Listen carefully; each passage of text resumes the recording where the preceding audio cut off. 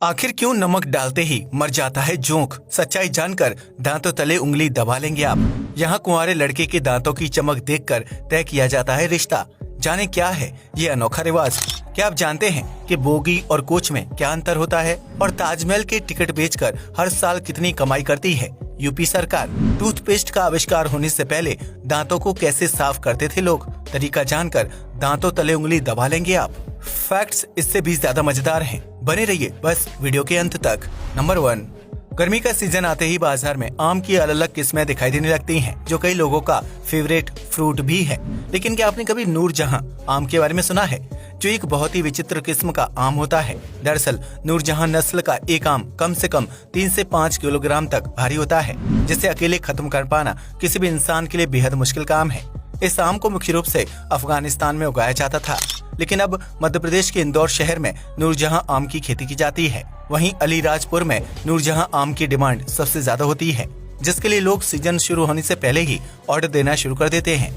आमतौर पर इस आम की कीमत 80 से 100 रुपए प्रति किलोग्राम तक होती है, लेकिन एक नूरजहां आम खरीदने के लिए आपको 2000 रुपए तक खर्च करने पड़ सकते हैं। दरअसल इस आम की डिमांड ज्यादा है, जबकि इसकी खेती काफी सीमित होती है। ऐसे में कम या ज्यादा बारिश का सीधा असर नूरजहां आम की खेती पर पड़ता है, जिस वजह से किसानों को इस आम को उगाने के लिए ज्यादा मेहनत करनी पड़ती है, और इसी वजह से आम की कीमत बाजार में काफी ज्यादा है। नूरजहां आम का स्वाद भी अन्य आमों के मुकाबले काफी अलग व मीठा होता है, जबकि इसके बड़े साइज की वजह से एक ही आम से कई लोगों के लिए मैंगो शेक बनाया जा सकता है।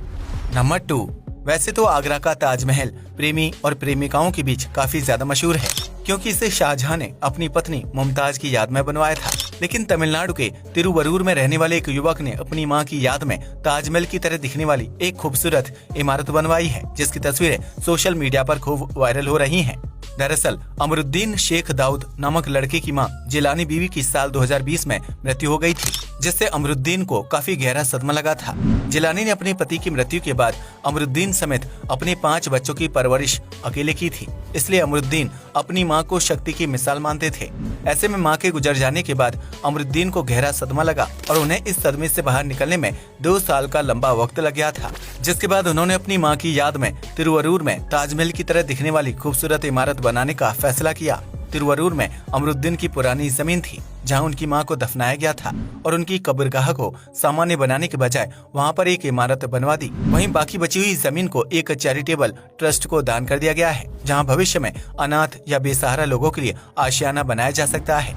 नंबर 3, वैसे तो पिज्जा एक इटालियन डिश है, लेकिन बीते कुछ सालों में इसकी विश्व भर में काफी लोकप्रियता बढ़ गई है। ऐसे में पिज्जा खाने वाले लोगों की संख्या दिन ब दिन बढ़ती जा रही है, जिसे मुख्य रूप से सब्जी और चीज के साथ तैयार किया जाता है। लेकिन अगर आपको पिज्जा चीज खाने के लिए पैसे दिए जाएं, तो क्या आप इस ऑफर को हाथ से जाने देंगे? दरअसल Wisconsin medicine centre for dairy research university ने डेयरी स्वाद परीक्षक की जॉब निकाली है, जिसके तहत ऐसे लोगों को नौकरी पर रखा जाएगा जो चीज चखने और उसकी क्वालिटी को पहचानने में माहिर हैं। इस जॉब को करने वाले व्यक्ति को एक हफ्ते में 12 पिज्जा और 24 पनीर की सैंपल का स्वाद चखना होगा, और उसके स्वाद व बनावट से संबंधित जानकारी को नोट करना होगा, जिसके बाद परीक्षक द्वारा दी गई जानकारी के आधार पर ये पता लगाया जाएगा कि पिज्जा और पनीर जैसे डेयरी प्रोडक्ट्स की क्वालिटी में सुधार करने की जरूरत है या नहीं।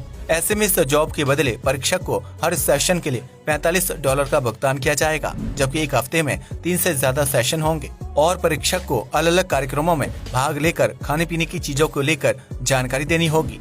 नंबर 4, इस बात में कोई शक नहीं है कि मुस्कुराने या फिर हंसने से इंसान के चेहरे की खूबसूरती कई गुना तक बढ़ जाती है, जिसकी वजह से आम लोग तस्वीरों में स्माइल करते हुए दिखाई देते हैं। लेकिन क्या आप जानते हैं कि इस दुनिया में एक ऐसी जनजाति भी निवास करती है, जिससे ताल्लुक रखने वाले पुरुष दांत दिखाकर लड़की को इम्प्रेस करने की कोशिश करते हैं? जी हाँ, आपने बिल्कुल सही सुना। नाइजीरिया में रहने वाले वोडाबे जनजाति के लोग एक बहुत ही अनोखी प्रतियोगिता का आयोजन करते हैं। इस प्रतियोगिता को गुएरे वोल के नाम से जाना जाता है, जिसमें पुरुष अपने लिए एक योग्य लड़की या पत्नी की तलाश करते हैं। गुएरे वोल प्रतियोगिता के दौरान पुरुष पूरे चेहरे पर मेकअप करके अच्छी तरह से तैयार होते हैं, जबकि एक लाइन में खड़े होकर अपने दांत दिखाने लगते हैं।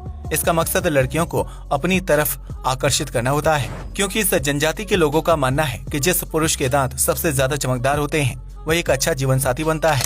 ऐसे में प्रतियोगिता शुरू होने से कुछ दिन पहले गुएरेबुल जनजाति के पुरुष अपने दांतों का खास ख्याल रखना शुरू कर देते हैं, जबकि उनकी चमक बढ़ाने के लिए अलग अलग तरीके अपनाते हैं। वहीं प्रतियोगिता में शामिल होने वाली लड़कियां उसी पुरुष का चुनाव करती हैं जिनके दांत सबसे ज्यादा चमकदार होते हैं, और इसके लिए पुरुष को पूरी प्रतियोगिता के दौरान स्माइल करते हुए अपने दांतों को दिखाए रहना पड़ता है। नंबर 5, उत्तर प्रदेश के आगरा शहर में स्थित ताजमहल दुनिया के 7 अजूबों में से एक है, जिसे सफेद संगमरमर से बनाया गया है और इसकी खूबसूरती देखते ही बनती है।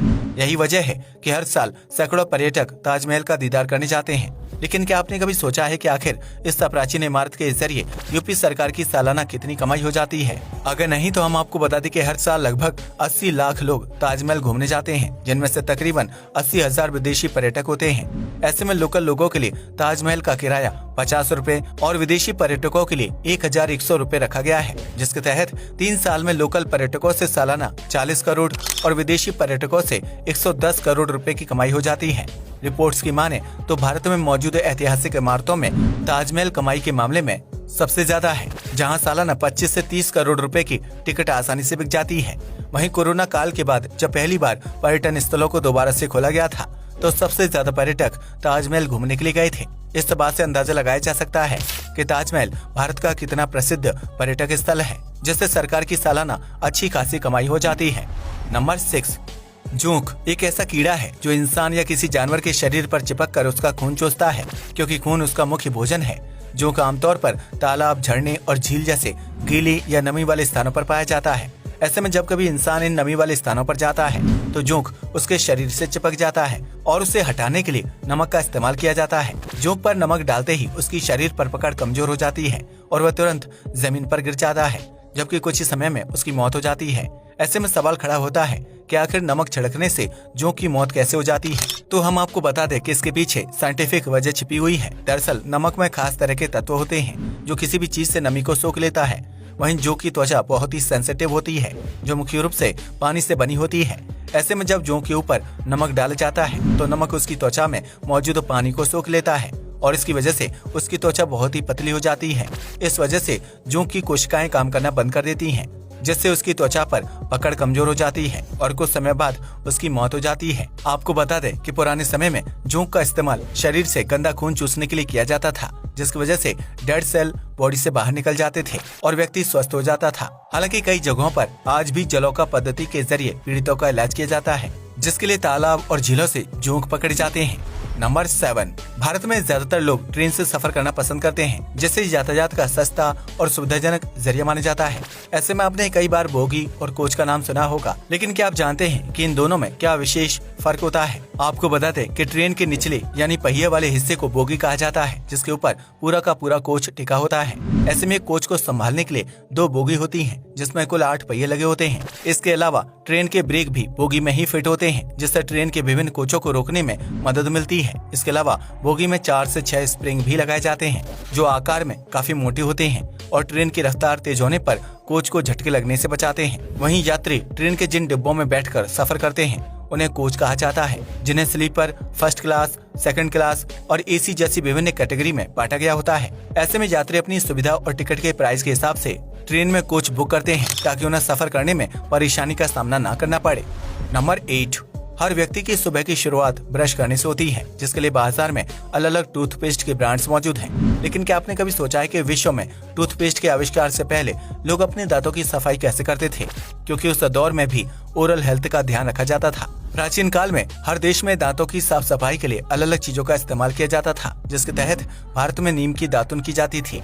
ठीक इसी प्रकार अन्य देशों में किसी पेड़ की छाल और मछली की हड्डियों को चबाकर दांतों को साफ किया जाता था, जबकि यूरोपीय देशों में नमक और राख जैसी चीजों से दांतों की घिसाई की जाती थी। वहीं 1700 के दौरान विश्व में सबसे पहली बार टूथपेस्ट का इस्तेमाल किया गया था, जिससे दांतों को साफ करना काफी आसान हो गया था। दरअसल विलियम एडिस नामक एक व्यक्ति जेल में कैद था, जिसने हड्डी और जानवरों के बाल से टूथब्रश व पेस्ट बनाने का फैसला किया था। शुरुआत में टूथपेस्ट को पाउडर के रूप में इस्तेमाल किया जाता था, लेकिन 1800 के दशक तक टूथपेस्ट ने लचीला और तरल रूप ले लिया था। इस तरह टूथपेस्ट को इस्तेमाल करना आसान हो गया और वह धीरे धीरे पूरी दुनिया में मशहूर हो गया था, जबकि वर्तमान समय में टूथपेस्ट के विभिन्न ब्रांड्स मार्केट में मौजूद हैं।